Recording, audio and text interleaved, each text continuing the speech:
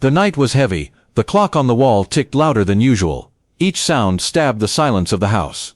He sat alone in the living room, his hands clenched, his jaw tight. The lamp beside him flickered, throwing shadows across the walls. Shadows that stretched and swayed like figures waiting in the dark. She had left hours ago, her voice still echoed in his head. "Where I go is none of your business." The words were sharp, almost cruel, and they refused to fade. He stared at the empty chair across from him. The faint smell of her perfume still lingered, sweet, but tainted with bitterness in his mind. The house felt colder now. Every creak of the floorboards made his chest tighten. He checked his phone again, no message, no call, only silence. Then suddenly the phone lit up, the screen glowed with an unknown number, his heart pounded. It was 3 a.m. He answered, voice trembling. At first only static hissed through the speaker. Then a whisper slipped out, chilling and broken. "Come now, you need to see this." The line cut off. He froze. The silence after the call was heavier than before. His breath grew shallow. He glanced at the door. Something inside him demanded he go. Something else screamed to stay. But curiosity is stronger than fear. He grabbed his coat and stepped outside. The air was freezing, biting his skin. The street was empty, quiet, almost lifeless. Only the streetlights hummed faintly, their glow pale and weak. His car sat under a thin layer of frost. As he drove, the headlights carved through fog that curled along the road. Every corner of the night seemed to hide something watching. The address from the call replayed in his head. He reached a narrow lane lined with old warehouses. The buildings loomed tall, broken windows like dark eyes staring. His tires crunched against gravel as he stopped. The cold air slipped inside as he opened the door. The silence was unbearable. Then he saw it. Her car, parked crookedly, one headlight dim. His chest tightened. He walked closer, each step slower than the last.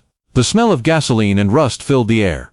His hand brushed the side of the car. It was still warm. The driver's door was slightly open. Inside, the seats were empty, but on the dashboard lay her phone. The screen was cracked. A single message glowed faintly. "Do you still trust me?" His blood ran cold. He spun around. The sound of footsteps echoed behind him. Slow, deliberate, heavy. He called her name. No answer. The footsteps grew closer. From the corner of his eye, a shadow moved. Tall, distorted, slipping along the wall. He backed away, heart slamming against his ribs. Then, a voice came from the darkness. Her voice. Calm but twisted. "You should have stayed home." The words pierced the night like knives. He turned, searching for her face, but the fog wrapped around everything. The sound of metal scraping against concrete shivered through the air. It was near, too near. His throat tightened. His eyes darted from shadow to shadow. And then, he saw her, standing just beyond the broken light.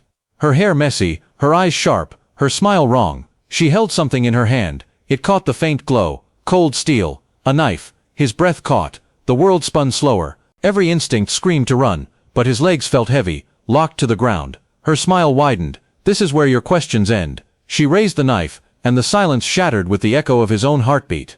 He closed his eyes, expecting the cold steel to pierce him. The world seemed to pause. A gust of wind howled through the broken windows. Then, a sudden sharp sound cut through the tension. A click. He opened his eyes. The knife was lying on the ground. She was gone.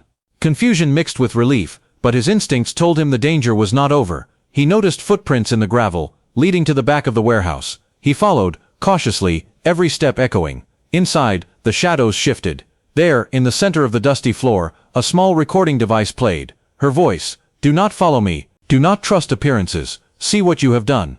He realized the truth. This was not just fear, this was revenge. Her betrayal had been painful, but this was a test of his own mind. The warehouse held photographs, messages, and recordings of her infidelity. Every secret he had ignored, every lie he had suspected, now laid bare. And then a note, carefully placed on the device. "Everything I did was because you never saw me. Look at yourself truly. You are part of this too." The fear and anger collided inside him. He sank to the floor, shaking. The night air pressed against his skin as he realized the lesson she left him. The revenge was not in pain but in truth. The call, the fear, the chase, it forced him to confront reality. He walked back to his car as the first light of dawn crept over the horizon. The streets were quiet now, forgiving in their calm. He started the engine, finally breathing. The house would be empty, but his mind was awake. He understood what betrayal meant, and what revenge could be without violence.